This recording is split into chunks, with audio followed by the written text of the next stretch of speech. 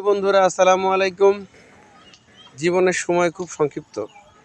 আমরা পৃথিবীতে আসছি, আবার খুব অল্প সময়ের ভিতরে মৃত্যুবরণ করব। এই সময়ের ভিতরে আমরা যদি কাজ না করি, তাহলে আমাদের জীবনে সফলতা অর্জন করতে পারবো না। ইন্ডাস্ট্রি ইজ দ্য কি টু সাকসেস। পরিশ্রমী সফলতার চাবিকাঠি। আমাদের যদি সফলতা অর্জন করতে হয়, অবশ্যই পরিশ্রম করতে হবে। আল্লাহ পাক কসম করছেন সূরা আসরে যে মানুষ নিশ্চয় ক্ষতির ভিতর আছে। যদি মানুষ জানতো যে তার সময় খুব কম, তাহলে সে এই সময় সে নষ্ট করতো না, সে সময়কে কাজে লাগাতো। আসলে মানুষ খুব ক্ষতির ভিতরে আছে। আমরা যদি সঠিকভাবে আমাদের সময়কে কাজে না লাগাই, অবশেষে দেখা যাবে যে আমাদের কিছু না করে জীবন শেষ হয়ে গেছে।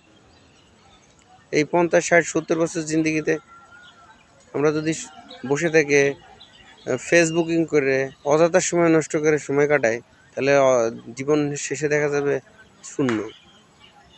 এখন যুবক বয়সে যদি আমরা কাজ না করি, শেষ জীবনে আমাদের অনেক পস্তাতে হবে।